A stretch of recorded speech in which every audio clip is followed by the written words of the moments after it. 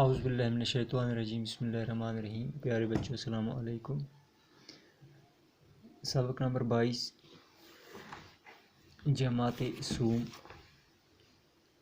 تو سب سے پہلے آپ اپنی کتاب نکالیں 112 صفحہ نمبر اور سبق نمبر 22 تیسری جماعت کی اردو ہے یہ۔ سب سے پہلے ہم دیکھیں گے 112 پیج پر آپ دیکھیں لالچی مسافر جو سبق نمبر 22 ہے۔ پہلے ہم اوپر دیکھیں یہ کچھ الفاظ لکھے ہیں: گونج، بسر، جٹ، ٹرائی اور للچانا۔ اس کا معنی کیا ہے؟ جو گونج ہے اس کا معنی ہے آواز کی گردش، دوسرا ہے بسر، اس کا معنی ہے گزارنا، تیسرا ہے جٹ یعنی اس کا معنی ہے جلدی، اور چوتھا ہے ٹرائی، اس کا معنی ہے مجموعہ، اور پانچواں جو ہے یہ ہے للچانا، اس کا معنی ہے لالچ۔ پیارے بچوں آپ ہم پڑھیں گے لالچی مسافر۔ ٹھیک ٹھیک ٹھیک رات کے سناٹے میں دروازہ کھٹکھٹانے کی آواز گونجی۔ کسان کی آنکھ کھل گئی، وہ چارپائی سے اترتا ہوا بولا، کون ہے؟ میں ایک مسافر ہوں، بڑا پریشان ہوں، رات کہاں بسر کروں؟ کیا آپ میری مدد کریں گے؟ باہر سے آواز آئی۔ کسان نے جٹ دروازہ کھول دیا۔ سامنے ایک نوجوان کھڑا تھا۔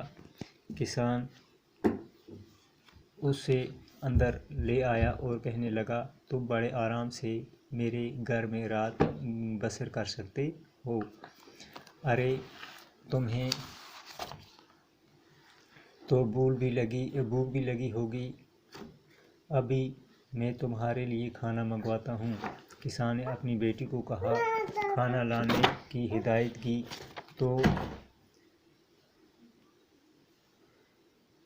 کی تو اس نے سونے کی ایک پلیٹ لا کر مسافر کے سامنے رکھ دی۔ اتنے میں کسان کا ملازم چاولوں کے ٹرے بھی لے آیا، مگر اب تو مسافر کی بھوک اڑ چکی تھی۔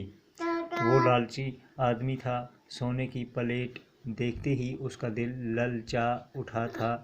اس نے سوچا، اگر یہ سونے کی پلیٹ مجھے مل جائے تو میں امیر آدمی بن جاؤں گا۔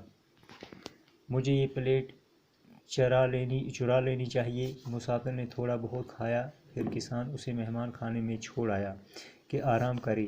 مسافر کو نیند کیسے آتی؟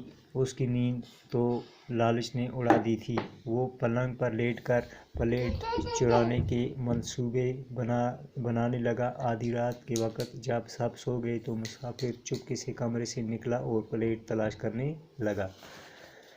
سب سے پہلے وہ باورچی خانے میں گیا، ساری الماریاں کھنگال ڈالیں مگر پلیٹ نہ ملی۔ مسافر کسان کے کمرے کی طرف آیا، چپکے سے دروازہ کھول کر گردن اندر کر کے دیکھنے لگا، پھر اس کی خوشی کی انتہا نہ رہی۔